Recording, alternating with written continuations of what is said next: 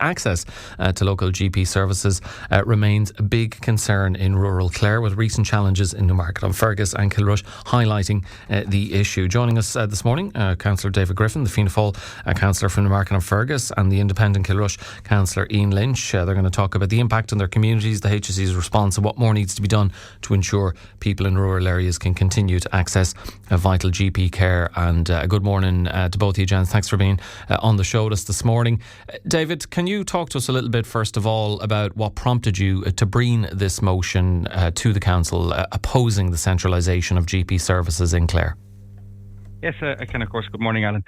So I brought a motion to our last Clare County Council meeting, essentially getting the support of all 28 councillors in the county to oppose the notion of centralising GP services.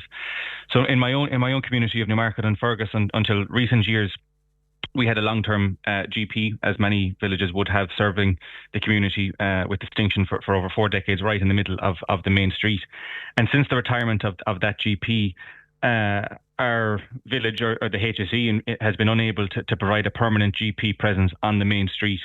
So what we've been seeing over the last number of years was a satellite service in Carragorn, just outside the village, and efforts being made by the community and by local representatives to try and find a permanent solution building on the main street that would house that GP and would serve the community. Before Christmas, we got word from the HSE that the presence at Carragorn was no longer going to be possible, and that the full service was going to be provided out of Clarecastle. Now that was the doctor that had been providing the satellite service in Carragorn. It is a full-time service. We do have access, but I suppose the concern for a lot of people in the local area was that it was not on the main street. It was an erosion of the service and accessibility for certain people, and especially for those with I suppose mobility issues, the elderly. You know, it's not an ideal situation to be having elderly people to having to traverse from one community to the other. And it was when I was doing a bit of research, and I was obviously onto the HSE quite a bit at senior levels, I was, I suppose, concerned that this could be a trend that we would see around rural areas. We've seen that kind of centralisation of GP services in urban areas, and I suppose in large cities and in large towns, it can work. It can build capacity within practices. It can allow for co-location of mental health services or occupational therapies or kind of wider service provision, and that can work in an urbanised centre where you're in one town and whether it's at one side of the town or the other side of the town doesn't really impede access. Yeah. But when you look at it in a rural sense, there's a big difference between walking down the main street of Newmarket and having to get a bus to Clarecastle if you're sick. And that's what prompted me to put down this motion. Originally, it's been something that's been brewing in the community, I suppose, for some time. Okay, and you feel it needs addressing. Just before I bring Ian in, David, I mean, on the point of centralisation, I suppose the argument coming in the HSE will say, well, that might be reluctantly moving in that direction. We'll deal with what they said in their response in just a little while, but they may say, well, look, it's we've been left with very little option, because there was an extensive search for a new GP premises in Newmarket-on-Fergus, but it was ultimately unsuccessful search. And look, that is the response in some cases.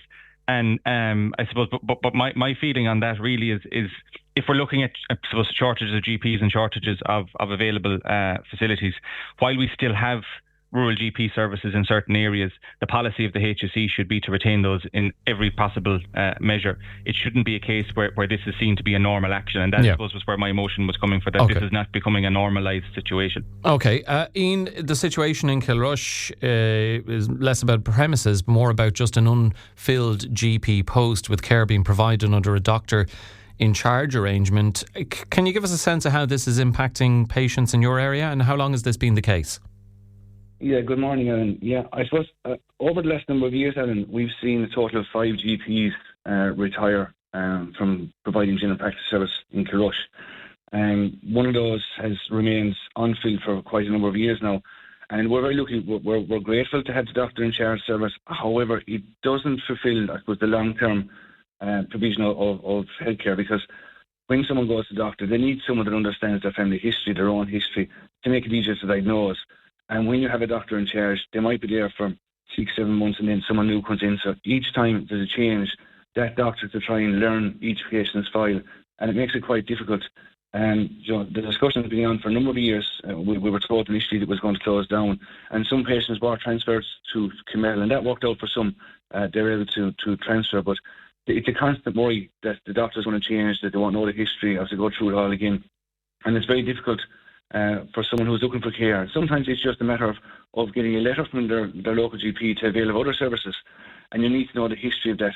So it's very difficult, but when you have 5 doctors that leave the service in an area and they haven't been replaced or a new practice haven't opened, that puts pressure on the existing doctors, and I think that's the huge problem here.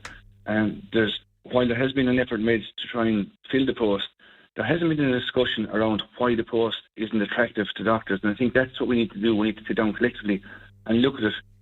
I was contacted in December on 9 by a doctor who's hoping to come to Kilrush in April, and they're struggling still. Even yesterday I spoke to them, they can't get a property in Kilrush.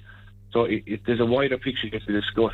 And Ian, can I ask you, from your point of view, do you feel it's a number of issues? A, that one there that you mentioned, difficult to find a suitable property. B, maybe some doctors are less inclined or more reluctant to want to relocate to a rural area, or maybe the remuneration or maybe conditions of the role are not attractive enough, or is it a mixture of all of that? Yeah, no, it's definitely a mixture of all of that. And what you're finding, and the response gives good figures of people being trained. If you're looking at younger doctors, they're drawn towards the larger urban centres, where there's more nightlife and there's more happening. But you'd imagine that the likes of Kilrush and West Clare and maybe in East Clare, it would attract more mature doctors that are looking to settle down with family in that. And that discussion needs to be had. We need to find out what it is. Is it about remuneration? Is it because there's so many doctors have left and the increases, the burden on those doctors that are there is too much? I read yesterday that 7,000 medically trained staff have left Ireland to go to Australia. That's a huge burden in the system. Even though they're discussing here large figures getting trained into GP service, they're getting trained, but they're leaving. And one of the reasons they were leaving for Australia is they have more control over their working hours. And I think when you come to a rural area, you're such a vital part of the community. There's an awful lot of pressure to make sure you see as many people in a day and a week. I've had experience of contacting doctors in Kilrush that have worked through their lunch, that are working at 7 or 8 o'clock in the evening, just to try and keep the handling of patients. So it can tend to be a much busier role than being a GP in an urban area, which is another turn-off, I guess. David, just to bring you back in, I mean, the HSE, in their response to your motion, they're highlighting a range of initiatives, from expanding GP training places. They say that GP training capacity in the Midwest has grown steadily from 2 years ago, projected to reach 53 trainees this year, an increase of 9 places compared with 2025. They're talking about rural fellowships, locum supports. Do you feel all these measures, or a mixture of all these measures, adequately address the concerns of people in your locality in Newmarket-on-Fergus? Well, look, I suppose going through the response in recent days, and the conversations I've had with the HSE, I don't think it's necessarily a lack of will that is the issue here. I know from speaking to people in the HSE, they are putting significant time and resources and effort into training new GPs and into building capacity. And as you mentioned, the fellowships and the locums are all welcome additions. But I think Ian is right. It's about why are those that are coming out of these traineeships not staying locally? Why are they not staying long term within the system? And retention really does appear to be the issue in GP services.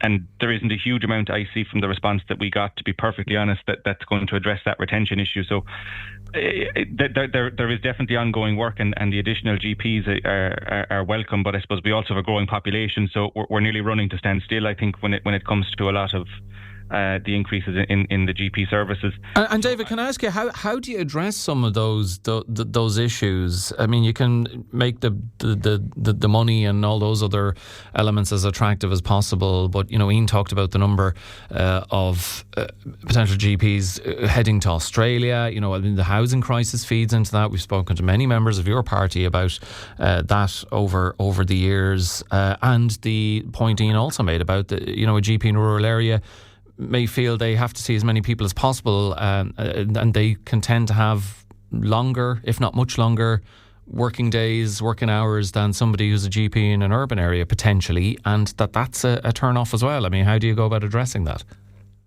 And that is feedback I've gotten as well from local GPs, and there is no, I suppose, there's no silver bullet to solving it immediately. But I would like to see, I suppose, something from the HSE that would show what the root causes for the lack of GPs in rural areas are, and what their strategy is to try and resolve that. I mean, I know from speaking to a number of people that I would know that have qualified as doctors, it's not necessarily the most attractive thing to have to come out of college and immediately take on a state contract, to have to open your own business, to have to look at secretaries and getting, solicitors and legal advice, and opening a sole trader business isn't necessarily what everybody that's coming out of college wants to do. So perhaps there's options there for rural areas where the HSE could directly employ and I suppose have them on a roster that's providing some level of rural GP care on the main street. But there is no silver bullet to this, and I think that's quite clear coming back from all of the different responses that we got on behalf of Bernard Gloucester to the motion. There is no silver bullet necessarily that's going to solve this, but I suppose from a Clare perspective, we need to be banging the drum as loud as we can at the local level to make sure that the HSE are focusing on us as much as possible. Yeah, Ian, do you feel there is sufficient engagement with local communities such as those in Kilrush and Newmarket-on-Fergus from a HSE perspective in relation to planning GP services, or do you feel more consultation is needed? The concerns of locals in your area and in David's area need to be taken on board more, or as much as possible?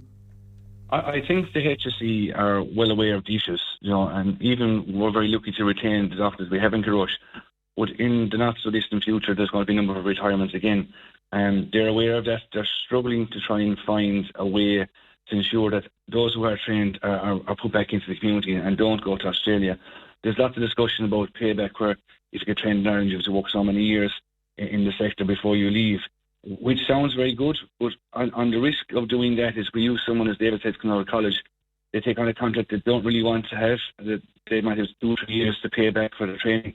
And their goal is or their focus is actually to leave to go to Australia.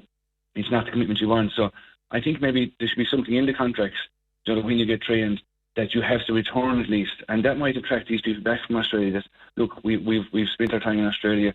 We've seen a different side of the world. We've an opportunity now to come back and fill those posts. And it's getting that. It's getting the service, the whole contract, the whole package to be more attractive for people to come. And it's all down to numbers.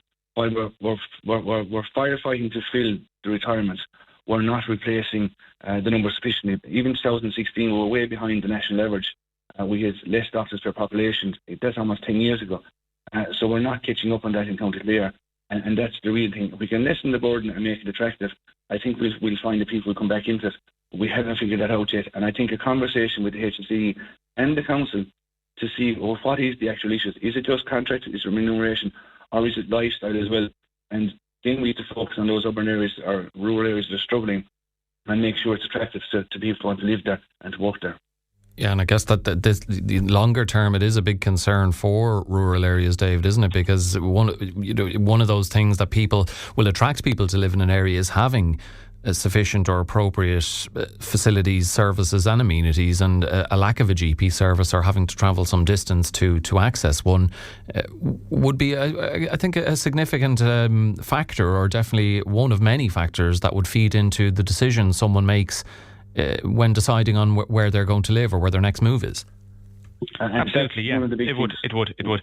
And I suppose one of the things I think we could also start looking at is the HSE actually purchasing or renting these buildings on behalf of the GPs to house them. I mean, cost prohibitors I think are a factor to some GPs, certainly to people that I've spoken to locally. The cost of renting, the cost of having to, potentially having additional rates, additional utility bills, all on buildings that in certain areas, even if you could have the HSE, that they were in a position to provide the building and to provide the cost, that the GP could actually have a satellite service there to give some element of access in local communities. But it definitely is an example of a service that people who are looking to move into rural Ireland and to stay in rural Ireland want to have access to, and that's definitely the feedback that I'm getting on the ground here. Yeah, Ian, you wanted to come in on that as well? Yeah, I suppose, look, health and provision of health is a huge factor when it comes to moving anywhere.